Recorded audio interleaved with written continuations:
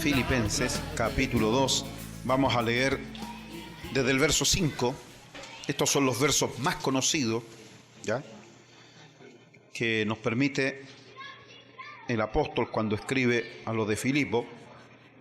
Entonces, a los filipenses la carta dirigida, pero ustedes saben que a pesar que se le escribe en aquel tiempo, en el tiempo presente, como es una palabra inspirada por Dios, entonces esta es traspasada a todas las iglesias a través de las edades, de las etapas, de las épocas. Y la tenemos hoy en el año 2016, acá, ¿cierto? Cuando ya estamos, ¿a cómo estamos hoy día? 12, 13. 13 de marzo del 2016.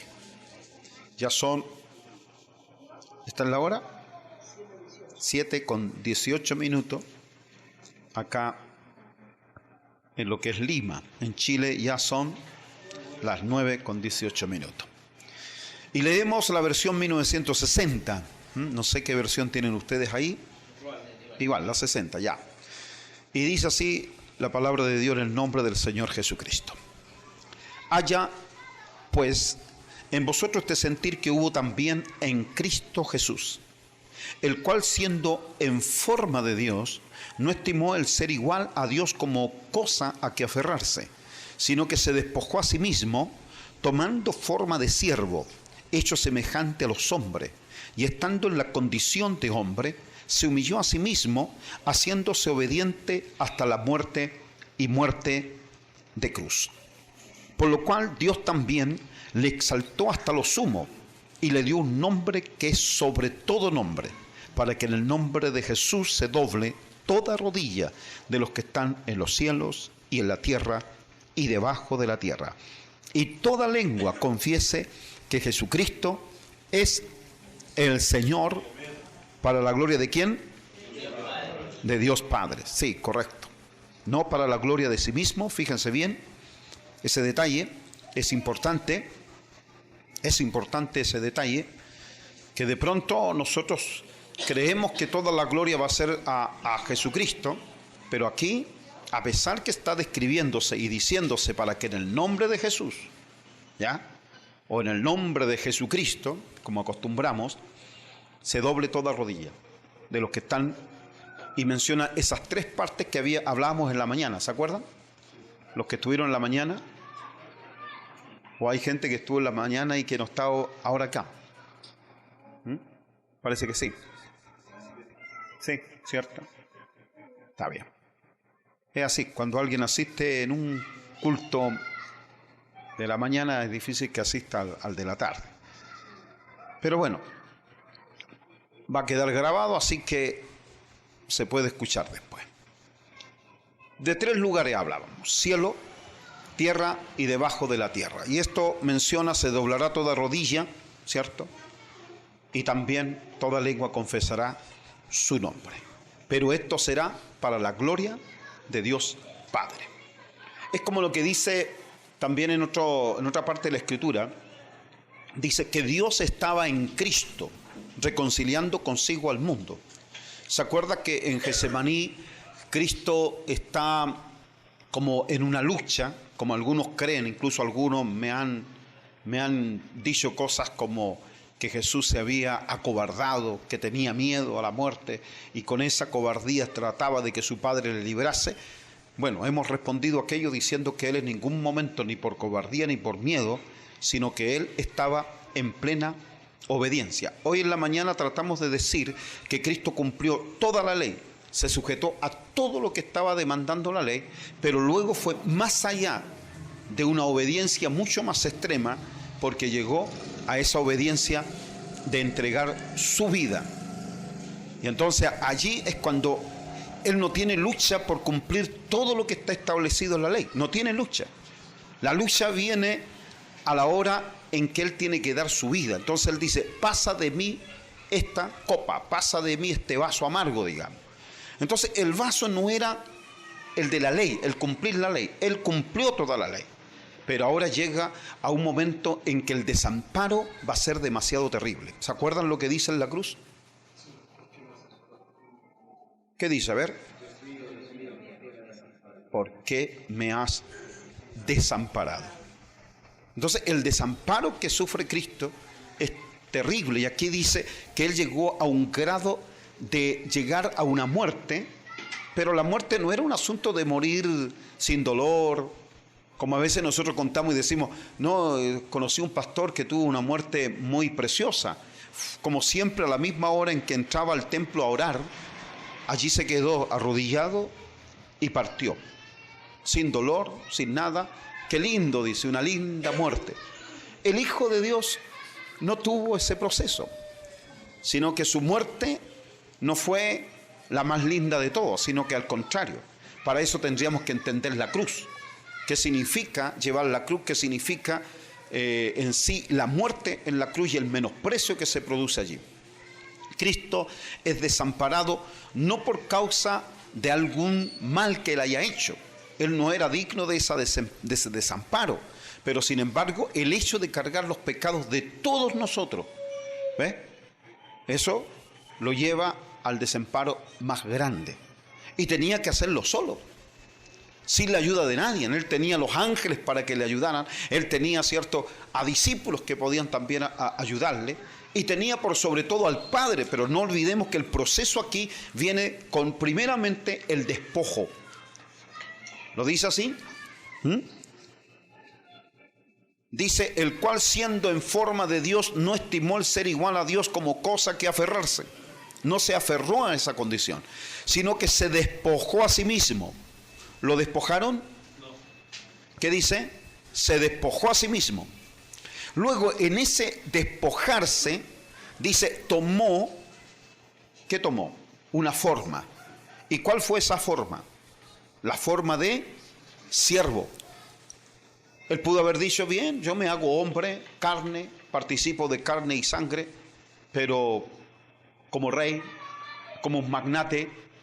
O sea, Él pudo haber tomado, y ya con hacerse hombre, igual a nosotros, ya era humillante. Y pudo haber dicho, pero quiero ser un intocable, un rico, un magnate, un tipo que gobierne, que esté al frente. No, en la condición de hombre tomó forma de siervo, y en esa condición se hizo siervo. Eso es lo que dice, ¿ve? Tomando forma de siervo, hecho semejante a los hombres, y estando en la condición de hombre, dice, se humilló. No que lo humillaron, se humilló a sí mismo, haciéndose obediente. Y aquí llega esa parte, obediente, como lo dice el libro de Hebreos. A ver, ¿qué tal si leemos el libro de Hebreos? Hagamos memoria, ¿cuál sería el capítulo 5, me parece? Hebreos, capítulo 5.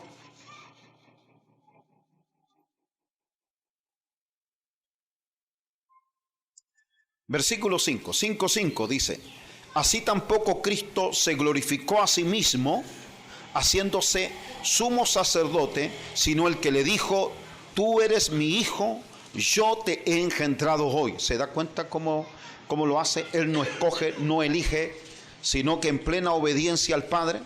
Como también dice en otro lugar, tú eres sacerdote para siempre según el orden de Melquisedec. Y Cristo, dice el versículo 7, y Cristo en los días de su carne, ¿sí? En los días de su carne, ofreciendo ruegos y súplicas con gran clamor y lágrimas, al que le podía librar de la muerte. El que le podía librar de la muerte era uno solo, y ese era Dios, su Padre. Les dice, fue oído a causa de su temor reverente. ¿Qué decimos aquí? ¿Qué fue lo que oyó el Padre? Una pregunta para ustedes.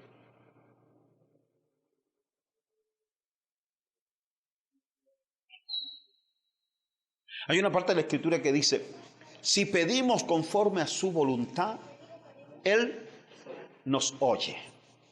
¿Sabe? Un día alguien decía, bueno, yo pedí a Dios y le dije, hágase tu voluntad. Y yo le dije, hermana, ¿pero usted conoce la voluntad del Padre para decir hágase tu voluntad?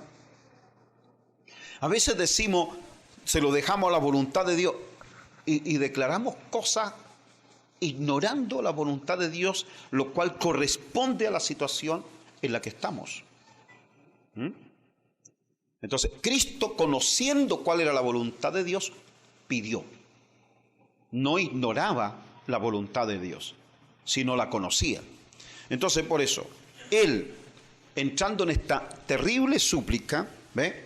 Él ofreciendo ruegos y súplica con gran clamor. ¿Sabe lo que es ruego, no? Rogar, suplicar. Porque nosotros hablamos de orar. Una cosa es orar, una cosa es pedir, otra cosa es rogar, rogativas, oraciones. ¿Qué es lo que es rogar? ¿Sabe lo que es rogar? ¿Ah? Exigir. Pedir con necesidad. ¿Da? Mire, le vamos a decir algo. Para que un hijo ruegue a su madre o a su padre, si el padre dijo que no, el hijo se va a rogarle a la mamá. ¿Por qué le ruega a la mamá sabiendo que ya el padre determinó un no, por ejemplo? ¿Por qué le ruega después a la mamá? ¿Por qué? ¿Qué conoce el hijo de la mamá? Que tiene una debilidad. El ruego va por ese lado. Ustedes tienen que conocer, no es que sea Dios débil, pero Dios tiene una debilidad delante del ruego. ¿Cuál? ¿Dónde está demostrado? En su piedad, en su misericordia. Correcto. Dios nunca ha menospreciado ni desechado a un corazón contristo y humillado. Ahí nos vamos a la segura. Si no conoces a Dios en esa área, porque lo primero que el hombre siempre siente como que uno es mendigo de Dios, y algunos sienten de que somos culpables, no somos perfectos. ¿Qué me va a escuchar Dios? No, eso es otra debilidad. Esa es la debilidad nuestra. ¿No? Entonces tengo que conocer algo de Dios como para poder proceder y actuar. Como lo que hizo Jacob, por ejemplo, cuando no soltaba al ángel. Y por eso Dios le dice: has luchado con los hombres, has vencido, has luchado con Dios y has vencido. Nadie puede vencer a Dios, pero el que conoce a Dios puede lograr algo. ¿Cuánto más el hijo que conocía a Dios? Entonces entra en este ruego. ¿Ve? Entra en este ruego. Pero conoce tan bien a Dios que conoce su misericordia, la misericordia de Dios, la piedad de Dios, pero a la vez también conoce cuál es la voluntad de Dios. ¿Por qué preparó ese vaso de gracia que es Cristo Jesús? ¿Por qué lo preparó para una hora como esta? ¿Por qué Dios no estaba arrepentido? ¿Se acuerdan cuando en los días de Noé dice la Escritura que y se arrepintió Dios de haber hecho al hombre? ¿Sí? Vamos, ¿se arrepintió o no se arrepintió? Hermano Ernesto, ¿sí? ¿Se arrepintió? Bien. Pastor Osei, ¿está seguro que se arrepintió? ¿Se arrepintió Dios? No se va a comprometer, dice. Gigi, ¿se arrepintió o no se arrepintió? No, pero ahí lo dice. Ahí estaba arrepentido de haber hecho al hombre.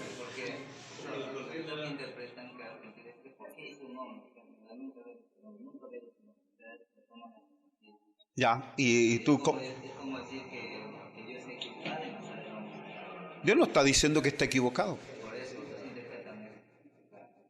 Pero no me dices mucho al decir que algunos interpretan eso. Claro. ¿Qué es lo que Dios quiere resaltar? Tú siempre tienes que ver eso. Por ejemplo, cuando Dios le dice a Moisés: apártate y yo voy a destruir a este pueblo. Entonces, si tú no conoces a Dios, tú no vas a saber qué es lo que quiere hacer. ¿Realmente Dios quería matarlos a todos? ¿Quería destruirlos? Pero tú estás en el monte. Si tú puedes decir no ahora porque no sucedió. Pero cuando uno está en el momento, y a veces en menor escala, Dios te puede decir: ándate de esta ciudad, porque esta ciudad Yo no voy a hacer nada. Me arrepentí de haber hecho algo bueno por esta ciudad. Vete de esta ciudad. Y uno dice, sí, Señor, porque aquí hasta en la puerta nos han venido a retar porque, según ellos, metimos bulla. No nos quieren escuchar. Les hablamos, no quieren oír. Y uno se va. Entonces uno tiene que conocer a Dios. Cuando Dios le habla a Moisés y le dice, apártate, que yo lo voy a destruir y contigo haré una nueva descendencia. Dime que no le gusta a nadie. Mira, apártate de aquí porque este pastor yo ya lo deseché, pero contigo haré una obra. ¿Tú te vas a poner entre Dios y yo para defenderme? No, si lo que más quieren muchos es comenzar una nueva obra. Y Dios le dijo, contigo haré, sabiendo que en el pasado Dios había dicho a Abraham, en Isaac te será contada descendencia. Contigo, en tu simiente haré una nueva descendencia. Él le había prometido a Abraham una descendencia. Y luego viene Dios a decirle a Moisés, contigo haré una nueva descendencia. ¿Cómo es eso? Si uno no conoce a Dios, por eso hablábamos en la mañana, Dios es uno. Dios no cambia. Hoy día dentro del pueblo evangélico han habido tantos cambios que no es que Dios haya cambiado. Los intérpretes son los que están cambiando a Dios. Sí. ¿Ve? Si muchas cosas nosotros hacemos es por nuestro gusto. Y la gente busca una iglesia que le guste, ¿o no? Sí, la gente anda así. No donde Dios los llama, con qué propósito los llama. Sino en poco tiempo, un cambio, no me gustó, y vuelan. Se van. Porque no logran alcanzar a conocer a Dios. Entonces Moisés detiene a Dios, se interpone entre Dios y el pueblo y empieza a operar y accionar como el siervo de la casa para defender lo que está bajo su cuidado. Y eso es lo que Dios quería. Eso es lo que Dios quería, que en la tierra hubiera un hombre que también interpretase bien el querer de Dios, las misericordias de Dios. Moisés, que sabía que pastoreaba a un pueblo rebelde, nunca los dejó, nunca los abandonó.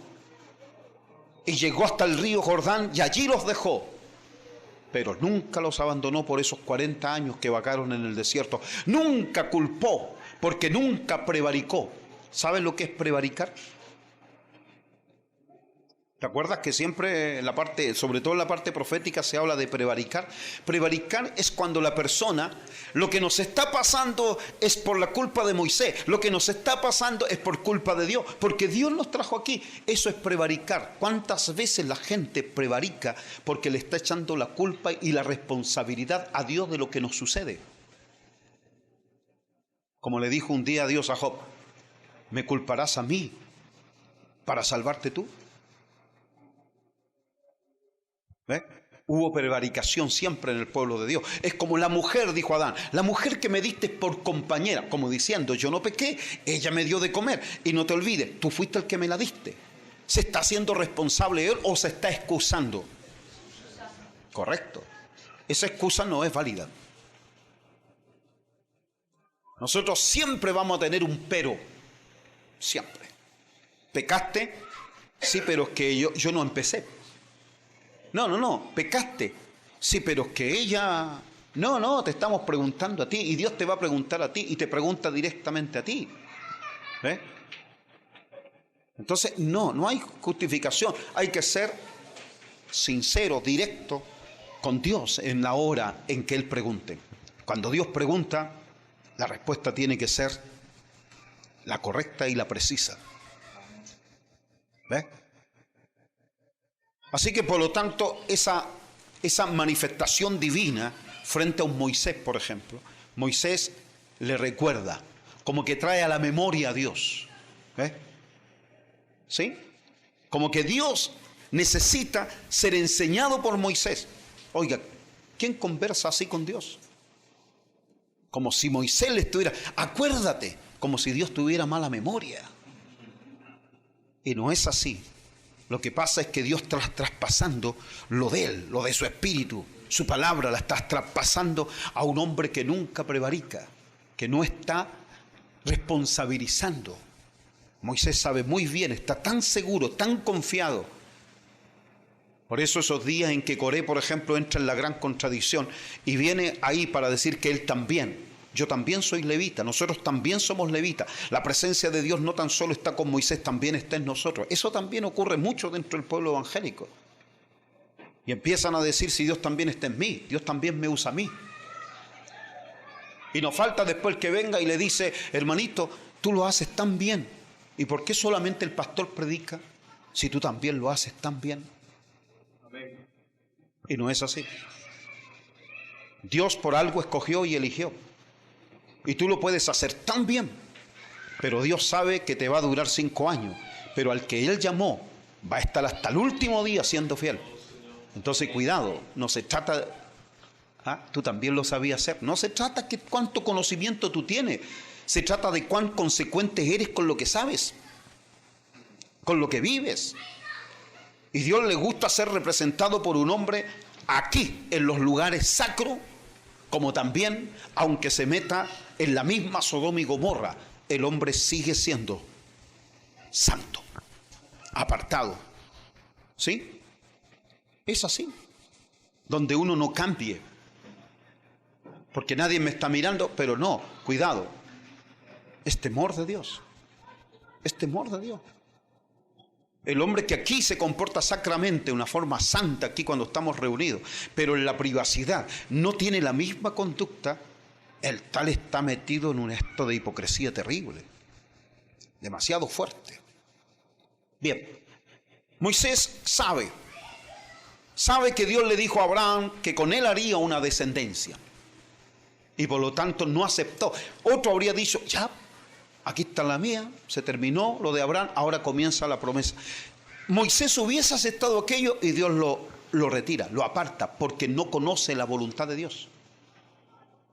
Tenemos que conocer la voluntad de Dios. Por eso que hay algunos dicen, no, es que eso era para otro tiempo. Ya, ese predicador, sácalo. Porque ese hombre viene a cambiar. No, es que eso era para los días de Corintio. Eso era para aquellos tiempos. No, cuidado. Por eso que la teología, cuando se mete en esa área, por ejemplo, de la conducta social, y creen que la palabra vino de acuerdo a la conducta social, no es así. La palabra nunca vino para hablar de la conducta social de un solo tiempo, sino que la palabra de Dios, mira, aquí hay que usar la imaginación. No tengo pizarra, pero vayan siguiéndome. Colocamos aquí arriba eternidad. Y aquí abajo está la tierra, colocamos pasado, presente y futuro. 3 tiempos, ¿sí? ¿Lo logran ver? Tengo buena pizarra y ustedes son espirituales, ven lo que yo no he escrito. Ya. Aquí arriba tenemos la eternidad. La eternidad, en ella está siempre el eterno presente, no existe pasado ni futuro. Todo está delante de Dios al mismo tiempo. ¿Sí? ¿De acuerdo? Tu pasado, tu presente y tu mañana están al mismo tiempo delante de Dios. ¿Sí?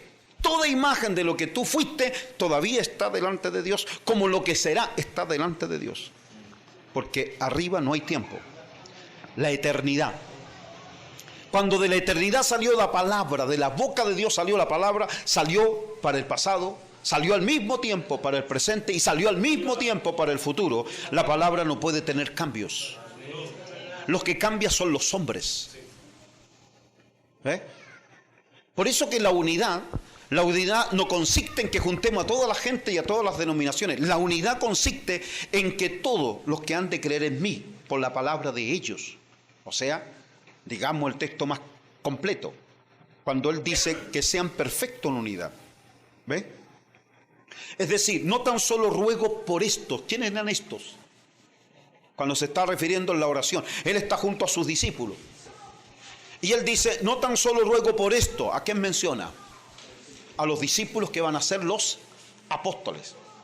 Sino también por los que han de creer en mí, no por los que han de creer en ellos, sino por los que han de creer en mí, por la palabra de ellos, o sea, de los apóstoles. Que estos sean perfectos en unidad. O sea, nosotros tenemos que ser perfectos en unidad con todo lo que a través del tiempo creyeron en Jesucristo. La unidad no es estar juntos. No es juntar las denominaciones y hacer una sola iglesia. La unidad no consiste en esa no fue la oración de Jesucristo, sino que hemos de ser uno en Él por la palabra. Y si alguien en este tiempo no tiene la palabra y no se ajusta a la palabra, no puedo tener comunión con Él. Por eso dice, nuestra comunión es con el Padre y con su Hijo Jesucristo. Por eso Cristo dijo, no se turbe vuestro corazón, ¿creéis en mí? ¿Creéis en Dios? Creed también en mí. Dando a entender, yo el Hijo no he venido a cambiar nada de lo que Dios dijo, mi Padre. Por lo tanto, lo que creen de Él lo verán en mí, porque no vengo a cambiar nada. Los apóstoles también tienen comunión con el Padre y con su Hijo Jesucristo, dando a entender, si Cristo no vino a cambiar lo que Dios es, ninguno que es enviado por Jesucristo cambiará lo que Dios es. La misma palabra, la misma esencia. No importa los tiempos, no importa si este mundo hoy se convierte en una Sodoma y Gomorra, tenemos que ser como un Lot, manteniéndonos junto con sus hijas en virginidad, a pesar que en esos días ya no había virgen, pero hubo un hombre que guardó a 2 mujeres en virginidad, a pesar de la conducta y de todo el desvío sexual y de todo ese erotismo que existía en aquellos días. Es posible, puede ser, ¿sí? Puede ser. Así que, amados, Dios no cambia, Dios es uno, Dios es el mismo ayer, hoy y por los siglos.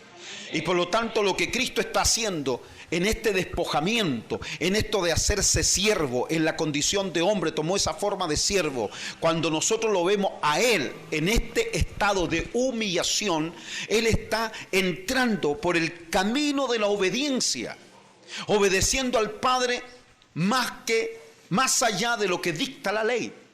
Él obedeció todo lo que dice la ley. Obedeció, cumplió, pero luego se pone en la obediencia que nadie había sabido, que Dios había determinado que el Hijo de Dios tenía que morir, tenía que ser sacrificado.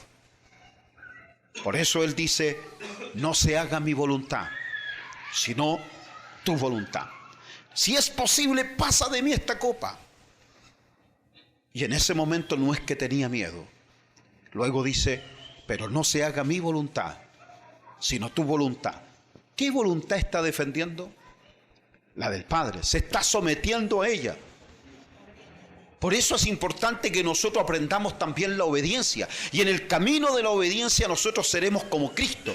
Cada uno de nosotros tiene que también tomar su cruz. Toma tu cruz. No es tomar la cruz de Cristo, es tomar nuestra propia cruz. ¿Qué significa tomar la cruz? Porque Cristo tiene una muerte y muerte de cruz. No fue una muerte de un ataque cardíaco, no que lo traspasó una flecha, una espada, le decapitaron. ¿Ve? En Él no pasó nada, no le cortaron absolutamente nada, no los desvincularon su cuerpo, en ningún momento le cortaron por la mitad, ni hueso alguno le quebraron, se mantuvo entero. ¿Sí? ¿Sí? Claro, se mantuvo entero. Lo guardó Dios. Su muerte fue una muerte, no eligió otro tiempo donde lo aserraban o donde lo estiraban. ¿Ves? Porque cuando los amarran de las extremidades y los caballos tiran, lo desmembran. Lo hacen pedazos, le sacan los 4 extremidades y dejan el puro tronco, si es que no se corta el tronco antes. No le dieron esa muerte, ni lo aserraron, cortándolo por la mitad, sino lo crucificaron. La cruz de Roma se cree que es una muerte demasiado dura, humillante. Lo primero que hacen los romanos es tomar al individuo, cuando sobre todo se esclaviza, cuando se toma a un individuo de otra nación y se toma por esclavo, lo primero que hacen es azotarlo.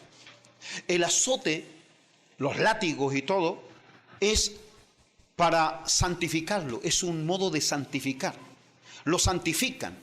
¿Qué significa santificar? Que el hombre renuncie a sus credos, renuncie a su fe, renuncie a su manera de pensar, renuncie a su cultura, renuncie a su raza, renuncie a su estirpe, renuncie a sus señores, renuncie por completo a sí mismo porque ahora va a ser de Roma. Se va a someter a Roma. Cuando estos son incapaces de renunciar, un esclavo no sirve así. El esclavo tiene que servir a su amo como si su amo fuera un dios. Pero cuando no le quitan nada de sí, ni renuncia a tal cosa, entonces hay que matarlo en la cruz. Y la cruz es el que acaba con todo sueño, con todo aquel propósito por el cual lucha este hombre. La cruz termina con los proyectos, con la visión. Y por lo tanto Roma se deshace de Cristo con la cruz para borrar el sueño y para que todo espectador, sea gentil o sea judío, logre ver de que el sueño del libertador se ha terminado. Pero ustedes saben lo que pasó. La cruz no triunfó sobre Cristo. La cruz fue derrotada. La cruz de Roma fue derrotada. Porque Cristo al tercer día se levantó de entre los muertos. La cruz no puede estar erguida en hoy en día. Por eso no usamos la cruz. Por eso no usamos el símbolo de la cruz. Porque la cruz es el arma homicida. Cristo es descolgado de la cruz, sepultado en la tumba y resucita. Y cuando resucita no sale con una cruz en la mano. Ni tampoco pusieron una cruz en su tumba. Amén. Aleluya. Ahí les cuento, nosotros mismos cuando sepultamos a nuestros hermanos no ponemos una cruz. Para que sepan, Pastor Osay, ahí lo medita después. Nosotros cuando tenemos nuestros momentos de velar a los hermanos que parten en el Señor, nosotros los velamos, nosotros cantamos con alegría. Supieran ustedes la fiesta que tenemos, porque sabemos para dónde vamos. Y ahí cantamos con gozo ese himno y resucitarán gloriosos los que han muerto en Jesús. ¿Ve? Y nada de que resucitarán gloriosos. No, con gana, ahí, con alegría, con avivamientos. Y la gente no entiende, la gente dice, ¿qué pasó aquí? Un día me tocó la predicación cuando partió nuestro hermano Oscar Larena. Habían 3 personas que eran de otra congregación. Uno de ellos le decía a la esposa, con esto que escuché me dan deseos de partir, decía. Y hay veces que los velorios a la gente le da miedo, porque le hacen un culto a la muerte. Y nosotros le hacemos un culto a la vida. En los días en que tenemos nuestros hermanos velando entre nosotros porque partieron, allí ese es el momento de la vergüenza de la muerte. Y el diablo es el día que recuerda. Cuando uno de los nuestros parte, el diablo recuerda que tiene una pifia en la cabeza.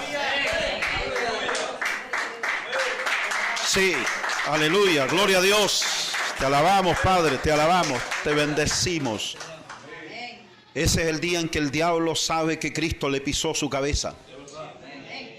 Sí, se avergüenza y la muerte no puede hacer absolutamente nada. La muerte, aunque más trates de tomarte, no puede tomarte. Nos vamos directamente hacia el Señor. Sí, así que no podemos hacerle un culto a la muerte. Le hacemos un culto a la vida. Nuestros hermanos resucitarán primero. Sí, y lo hacemos ahí, lo predicamos con pachorra, con grito, con fuerza. Así tienes que hablar y nunca más, hermano, ¿sabe qué? No. Los que están tristes tal vez son la familia, que obvio, la separación es dolorosa.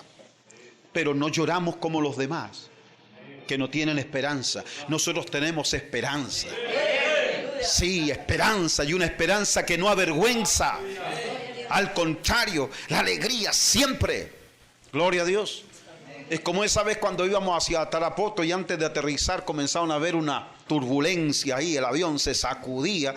Y iba una señora al lado nuestro conversando con Carlos y ella de pronto se puso nerviosa. Alguien gritó por allá y esos gritos, más miedo todavía le daba a la persona. Estoy nerviosa, dijo, estoy nerviosa. Y nosotros le decíamos, ¿y de qué está nerviosa? No, es que, bueno, de todas maneras dice, morir en un avión es mucho mejor que en un bus, dijo, porque en el bus uno queda como paralítica y no muere, pero en el avión estamos seguros que todos morimos, decía. Y eso es lo único que le conformaba. Y nosotros le decíamos, pero ella decía, pero de todas maneras, antes que se estrelle uno ya muere, dice. por el infarto. Yo le dije, pero ¿para qué vamos a morir antes? ¿Cómo nos vamos a perder el espectáculo? Sí, vamos a morir, sí, pum, y con los ojos bien abiertos, y morimos y pasamos de inmediato a la gloria. Oiga, ¿cómo me voy a perder ese momento, hermano? Y es así. Yo creo que todo hijo de Dios debe saber morir. Nuestros hermanos cuando los decapitaban, cuando morían en el circo romano, cuando los mataron comidos por leones, encerraban a los leones por una semana y hambrientos los soltaban cuando tenían a los cristianos allí amarrados y otros sueltos en el circo romano.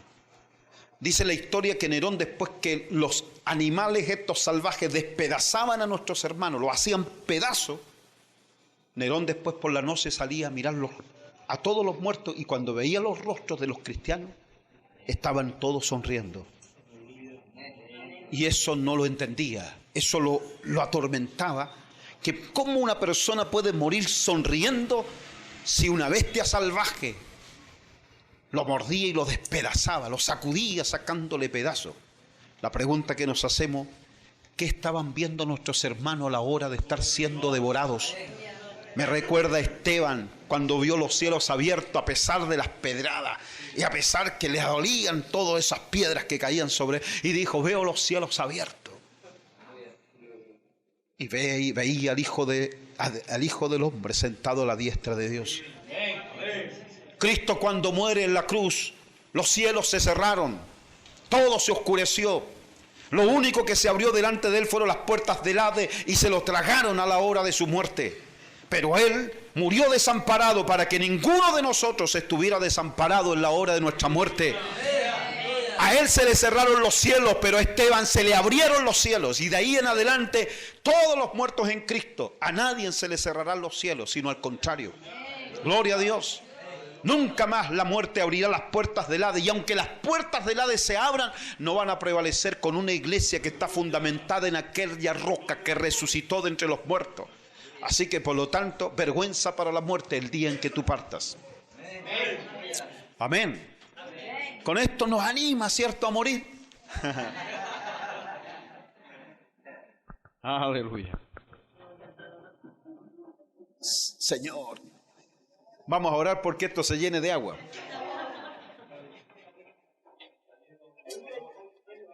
Las dos cosas están vacías.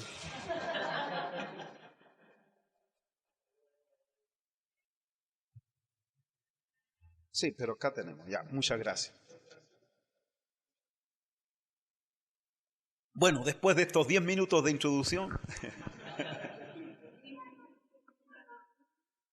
Aleluya. ¿Qué? ¿Quién dijo?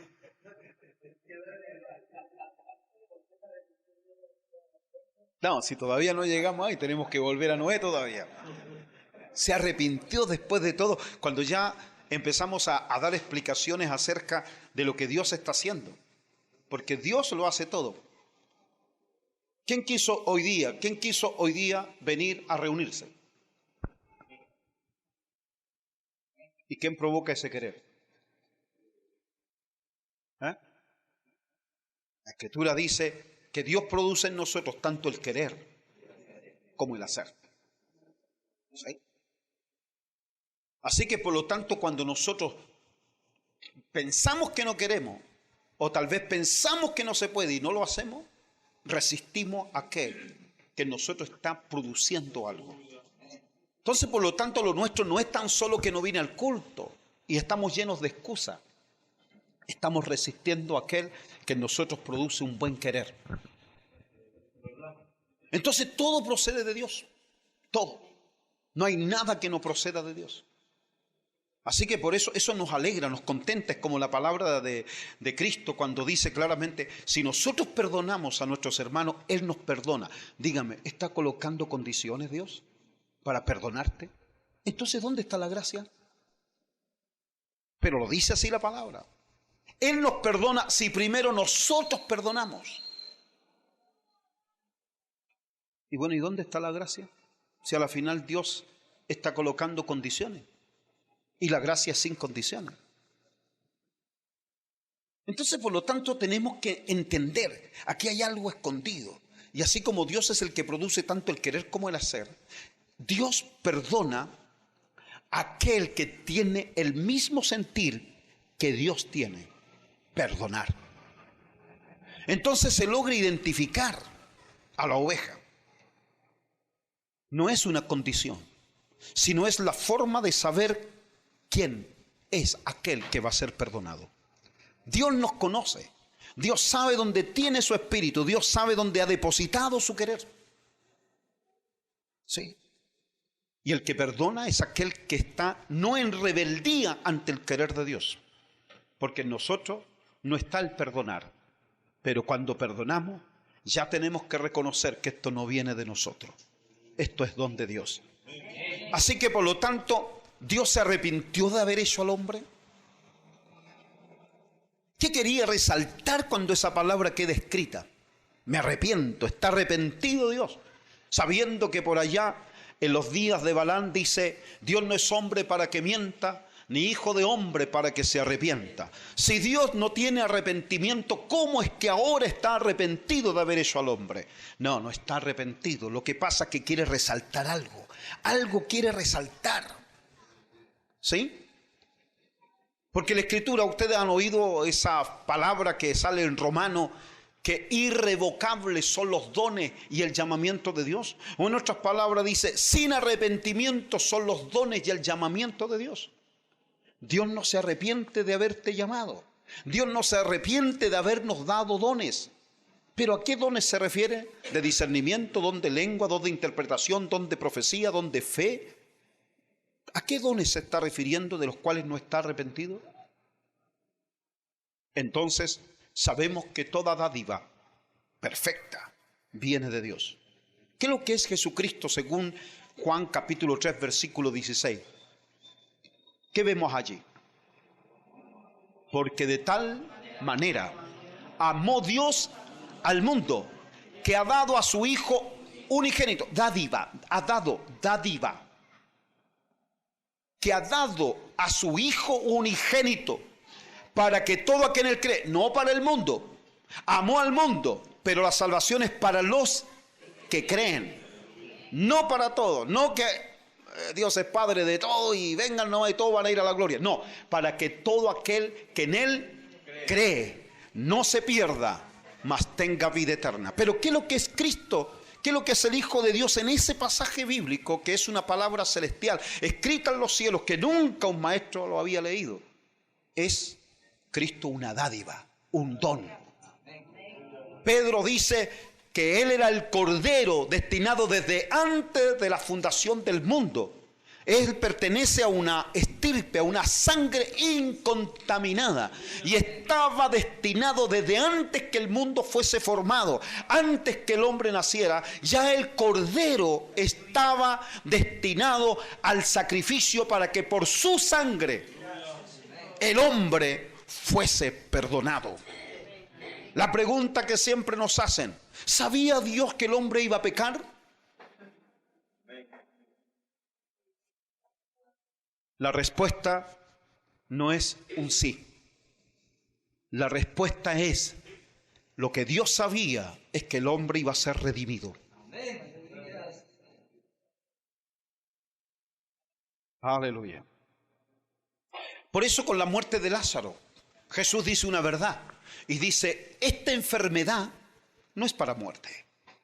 Lo mismo cuando peca Adán y lo expulsa del Edén porque sabe que esa enfermedad no es para muerte. ¿Por qué? Porque la resurrección ya estaba, la redención ya estaba en el corazón de Dios. Por lo tanto, si el Cordero está destinado desde antes de la fundación del mundo, ¿para qué un Cordero? Si aún todavía el hombre no peca. Un don. Dios concedió a su Hijo antes que el mundo fuese. Ya había un don. Y el don de Dios es irrevocable. Por lo tanto, cuando dice, me arrepiento de haber hecho al hombre, pero no se arrepintió de la redención. No estaba arrepentido de salvarlo. Se arrepiente de hacerlo, pero no está arrepentido de ponerlo a salvo y lo mandó a construir un arca. Y lo salvó a través del diluvio, que el arca flotó por encima de las aguas, tipo del bautismo, porque bajo las aguas murió la carne, toda carne. Pero ese bautismo no tuvo poder hasta el día en que hubo resurrección. Así lo dice Pedro cuando dice, y el bautismo que corresponde a esto, refiriéndose a los días de Noé, ahora nos salva por la resurrección de Jesucristo. El bautismo antes no tenía eficacia. En Moisés fueron bautizados, en la nube y en el mar, pero no tuvo eficacia. No tuvo eficacia el diluvio, porque aún así el pecado continuó después del diluvio. No tuvo eficacia el cruzar el mar rojo, a pesar que en la nube y en el mar fueron bautizados en los días de Moisés, pero siguió el pecado en la tierra prometida, hasta que llegó el día en que Cristo cumplió toda justicia en el bautismo con aquel Juan que le bautizó, profetizando ya que era el Cordero que había sido destinado para ser sacrificado.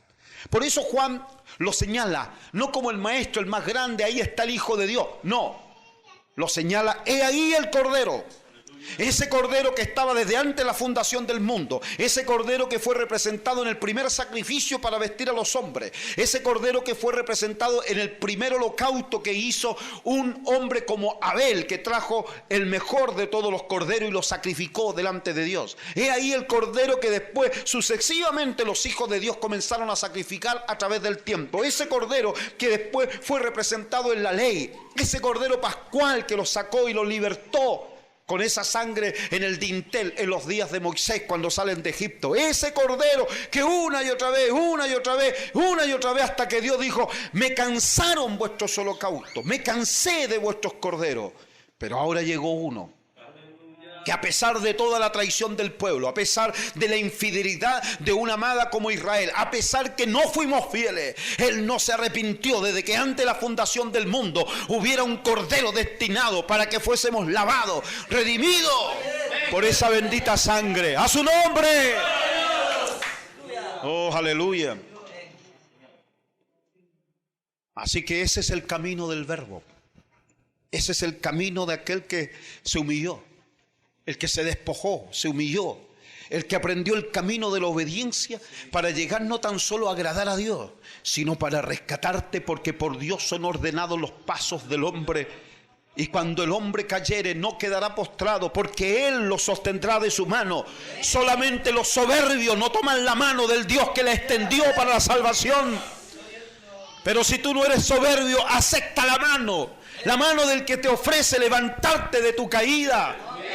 Porque no fuimos destinados para vivir en el pecado, fuimos destinados para ser templo del Espíritu Santo de Dios.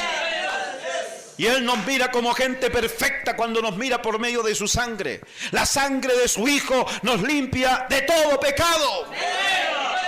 Amén.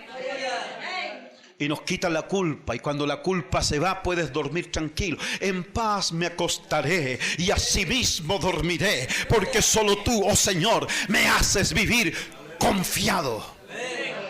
No me hace dormir confiado, me hace vivir confiado. Es más que dormir confiado, ¿eh? Aleluya. No se trata, porque si es por dormir confiado, una pastilla y duermes, pues. Pero es vivir confiado. Y eso significa que me voy a acostar en paz hoy día, dormiré en paz, porque no hay una preocupación que me aqueja y que está constantemente en mí con respecto al día de mañana.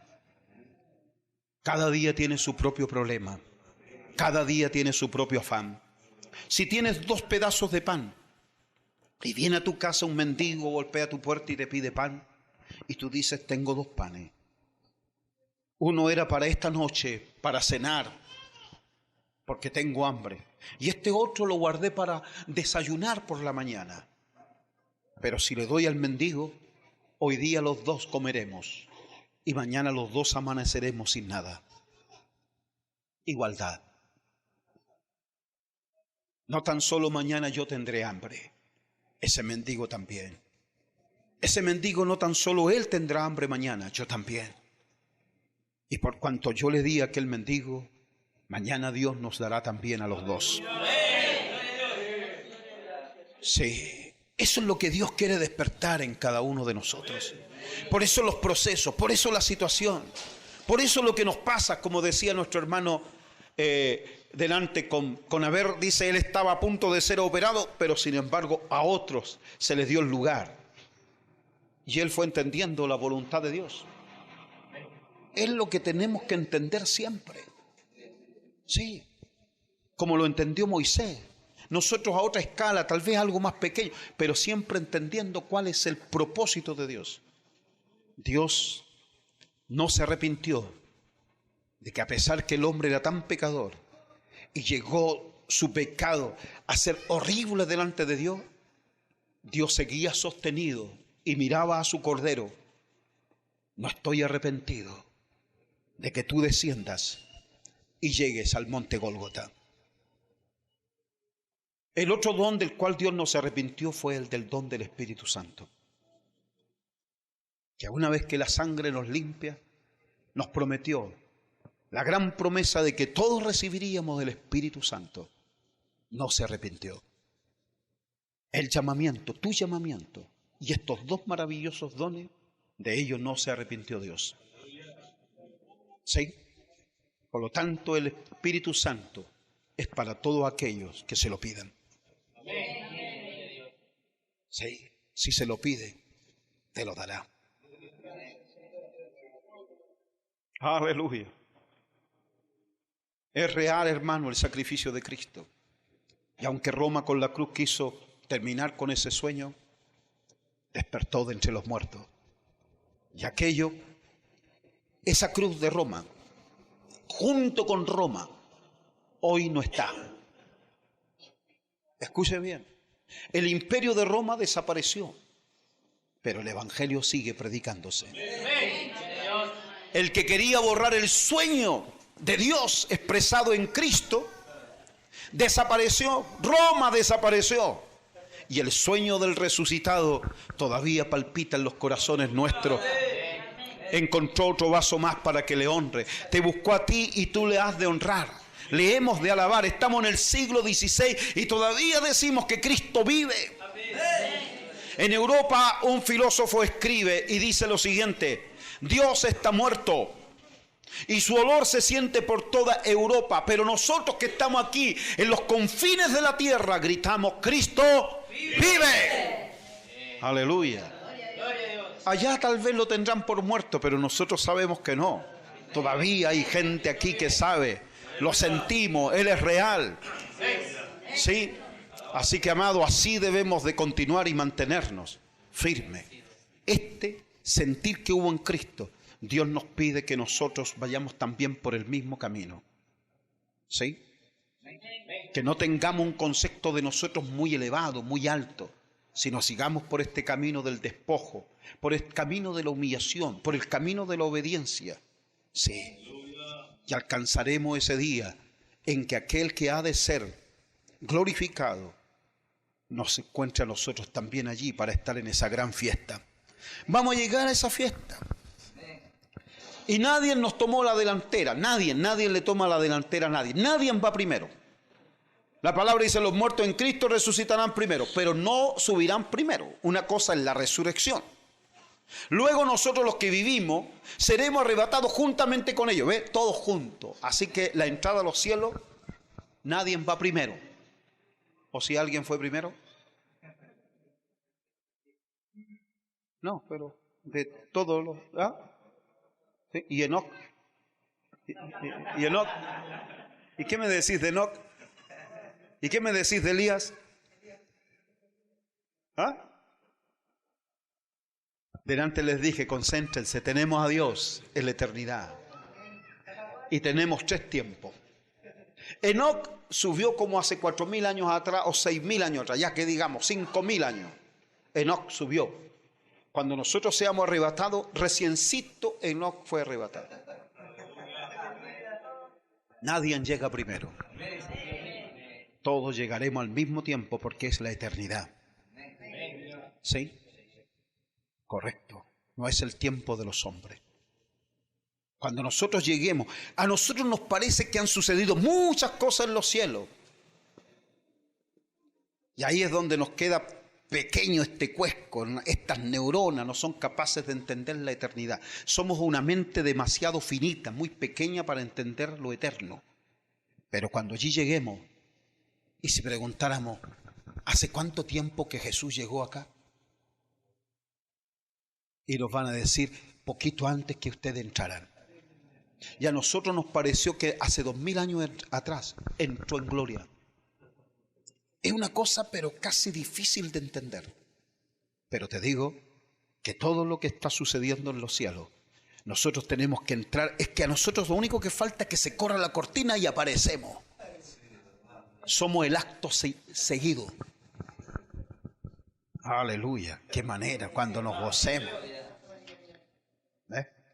Todos vamos al mismo tiempo a entrar en gloria.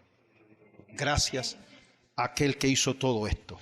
En este estado de obediencia es donde Dios hace cosas maravillosas. Por eso dice, elegidos según la presciencia de Dios, en santificación del Espíritu, para obedecer y ser rociado por la sangre de Jesucristo. Nosotros hemos obedecido al llamado. Hemos sido rociados por esa sangre, la sangre del Cordero. Y Dios, cuando tomas a alguien, no está arrepentido, ¿sí? Te tiene en la mano y no te soltará. Dios no desecha. Siéntanse confiados. Nunca más se acerquen a Dios como si le estuvieran pidiendo limosna. Acérquense como hijos. Como hijos. Tampoco no se acerquen como señores, como estos predicadores de hoy que mandan al Espíritu a hacer tantas cosas. No, el Espíritu Santo no está para la obediencia nuestra. Cristo no está para la obediencia nuestra. Él obedeció al Padre. Y nosotros nos acercamos pidiendo conforme a su voluntad. Un día tenía yo la sensación en mi ser de orar por alguien en Chile para que se muriera. Porque estaba estorbando. Y todavía sigue estorbando. Y entonces la anduve pensando largo rato. Incluso en un momento en clave le hablé a la iglesia. Y le dije, estén orando por aquello que tengo en mi cabeza para saber qué es lo que tengo que pedir a Dios. No pedía, pero luché mucho con ese pensamiento. Hasta que de pronto vino la palabra. Y la palabra es que Dios no quiere la muerte del impío. Entonces le dije, Señor, yo tenía en mente pedirte que este hombre muriera. Porque este hombre está creando una ley en nuestro país aberrante. Nuestros hijos van a estar en peligro, como también todos los niños de Latinoamérica. Pronto sus propios hijos estarán en peligro aquí en Perú. Ustedes tal vez están viviendo como si nada estuviera ocurriendo, pero está ocurriendo. En el Congreso de su país hay muchos tipos malos que están entrando con la idea de legislar, por ejemplo, el matrimonio homosexual. La identidad de género. ¿Saben lo que consiste la identidad de género? Que su hijo, su nieto, cualquiera sea, a la edad de 6 años puede elegir ser hombre o ser mujer. Esa es una aberración. Y para que el niño pueda elegir ser mujer si nació hombre, significa que lo van a tocar, lo van a manosear antes de tiempo, como lo están haciendo en otros países. En otros países están legislando porque se despenalice el incesto. Eso quiere decir que la mamá puede acostarse con el hijo y el padre con la hija. Esas aberraciones en un mundo en el que nosotros vivimos. Los niños están en peligro. ¿Sabe lo que he dicho fuertemente en mi país? Tal vez es demasiado fuerte lo que les voy a decir, pero a nuestros hijos y a nuestras hijas pequeñas, a nuestros nietos, los quieren violar legalmente. Y no vas a poder hacer absolutamente nada porque estará dentro de la legalidad. Estas mentes enfermas están legislando en nuestros países latinoamericanos. Ustedes tal vez no saben cuántos pastores están luchando en este momento. Están diciendo que no voten por ciertos personajes hoy en día. A nosotros no nos gusta hablar de esta cosa de la política, pero ese es el peligro que viene. Entonces, por lo tanto, ustedes tienen que estar más que despiertos por quién van a votar, más bien despiertos en tener que educar bien a sus hijos, en sembrar la palabra, en definirlos. Tenemos una tremenda guerra en hoy en día. Antes nuestros hermanos lucharon por otras cosas, era otro tipo de persecución. A nosotros nos tocó vivir otro tiempo, un tiempo diferente que los que profetizaron, que los que escribieron libros escatológicos de la profecía de los últimos tiempos, nunca hablaron de la homosexualización del mundo. Nosotros venimos hablando esto desde el año 90, 91, venimos diciendo antes que llegara o cuando empezó a llegar la democracia a estos países latinoamericanos. No se olviden que ustedes estuvieron bajo dictadura, Chile estuvo bajo dictadura, Argentina, Paraguay, Uruguay, todos los países estuvieron bajo dictadura militar. Y luego cuando vino la democracia, nadie sabía que se aproximaba a estas aberraciones, pero esto va por ese camino. La homosexualidad va avanzando y esto fue acompañado desde el día en que nace la liberación femenina, donde lamentablemente están incluidas ustedes las mujeres, que se han vuelto muy liberales. La liberación femenina comandada por mujeres lésbicas, o sea, lesbianas, mujeres que son con conducta de macho, ¿ve? Estas, ayudadas por hombres que no eran hombres, sino eran homosexuales, lograron la liberación femenina en el mundo. Y con eso implantaron muchas cosas como por ejemplo los anticonceptivos, porque los anticonceptivos le permiten a la mujer tener más libertad para su sexualidad. Eso es decir, tienen sexualidad sin quedar embarazada. Y como esto no resultó, nadie se esperaba que el propósito de todo esto llegase a una situación tan terrible como que legislar para despenalizar el aborto en este país como en todos los países latinoamericanos. Quieren matar a nuestros hijos. Están matando a los niños como nos trae recuerdo en los días en que mataron a los niños en los tiempos de Moisés, a los niños en los tiempos del nacimiento de Jesús. Y hoy día quieren legalizar la muerte. La cultura de la muerte está a las puertas. La Escritura dice que el postrer enemigo que será destruido es la muerte. La muerte está tomando el dominio por completo. La muerte ya nadie la teme, sino al contrario, la están legalizando. Los sicarios, no sé si entiendo qué es lo que es un sicario. El sicario es alguien que es contratado por un poco de dinero para ir a matar a alguien. Los sicarios de hoy salen de la universidad. Son los médicos que matarán a los hijos en los vientres de las madres. Eso lo harán por dinero y por plata. Los fetos nunca se los van a devolver a sus padres y a sus madres, por lo tanto los convertirán en cosméticos que ustedes mismas no tienen la menor idea si lo están usando. Es una rueda. Esto da vuelta. Y como a la mujer le gusta la belleza y no quiere envejecerse, de pronto, usted que no está de acuerdo con el aborto, estará usando cosméticos donde viene entre ellos todo lo que puedan sacar, la materia prima serán los niños abortados. Es aberrante, es el tiempo de la cultura de la muerte. Todo lo demás está destruido, todo lo demás está sujeto, pero la muerte es el postrer enemigo. Y la muerte está haciendo de lo suyo. Se está muriendo más gente en este aspecto. La muerte no es tan solo, la muerte no es un asunto de que el soplo de vida se vaya y son sepultados en un cementerio. No. La muerte es toda separación con Dios. Eso es muerte. Y la homosexualidad está separando a la humanidad de este último tiempo de Dios. La muerte, el imperio de la muerte, está avanzando como nunca esa generación de la muerte y está apartando a los hombres de Dios. La iglesia necesita estar mucho más comprometido con la vida, comprometido con Dios, comprometido con la palabra. Hace falta tocar más seguido, continuamente, la trompeta de la libertad. Hablar más acerca de la venida de nuestro Señor Jesucristo. No podemos callar. No puedes callar. Callar será de cobarde en estos últimos tiempos. No callemos. No te avergüences del Cristo que no se arrepintió de venir por ti. Nosotros no nos arrepentamos de haberle obedecido y haber venido a esta bendita sangre que nos ha lavado, elegidos según la presencia de Dios para obedecer y ser rociado por la sangre de Cristo. No retrocedamos ante esta obediencia, sino que mantengámonos en esta obediencia como gente valiente, como cachorros de león, como hijos de Dios, como las águilas que levantarán alas, correrán y no se cansarán. Así somos los que esperamos en Dios. Y eso es lo que yo espero en Dios. Esperamos en Él.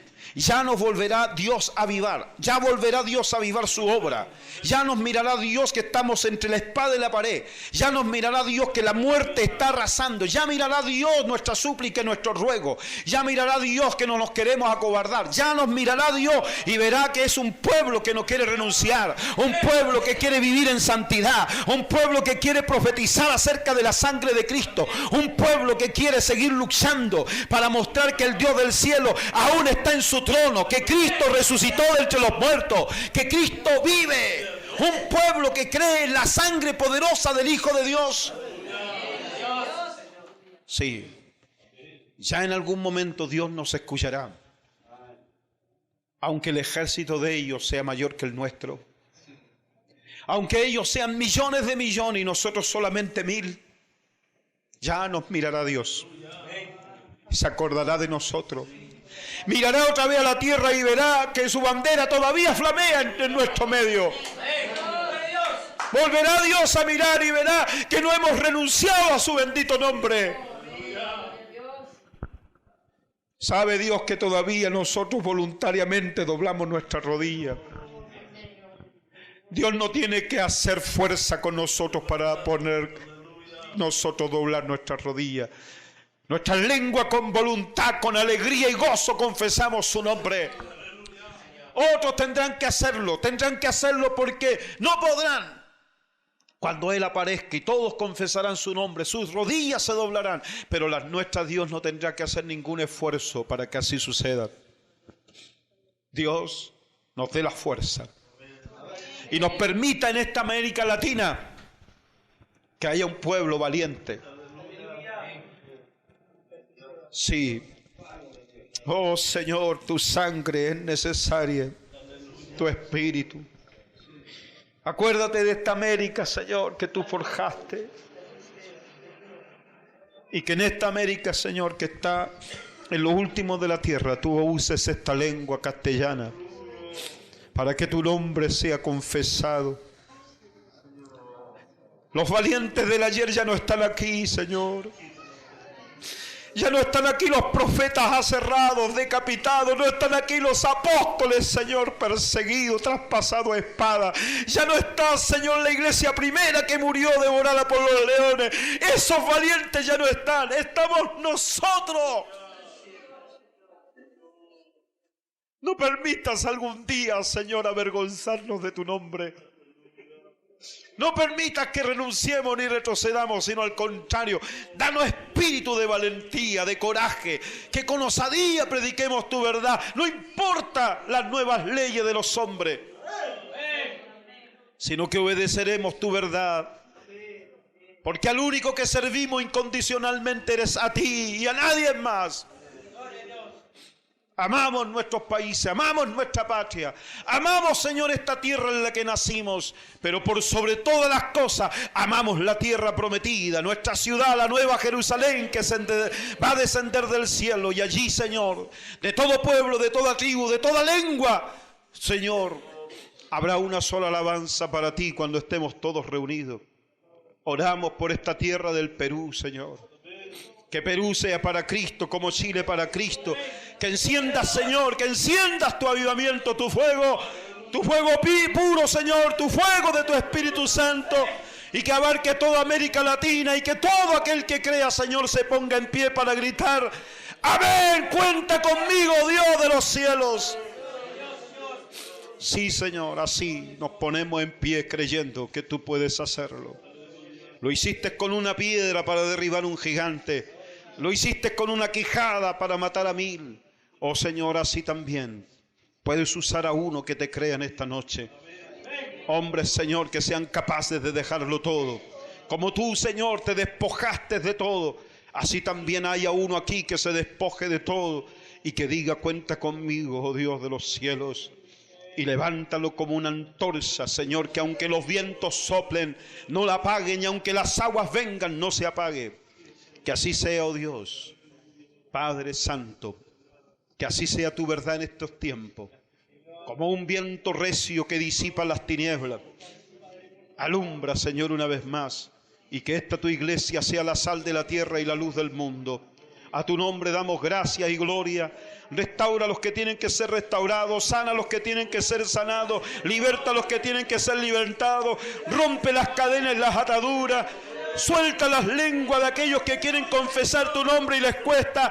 Ahora, en el nombre de Jesucristo el Señor, y a tu nombre damos gloria. Amén. Gloria a Dios, amén. Aleluya. Aleluya, aleluya, aleluya. Aleluya, gloria a Dios, aleluya.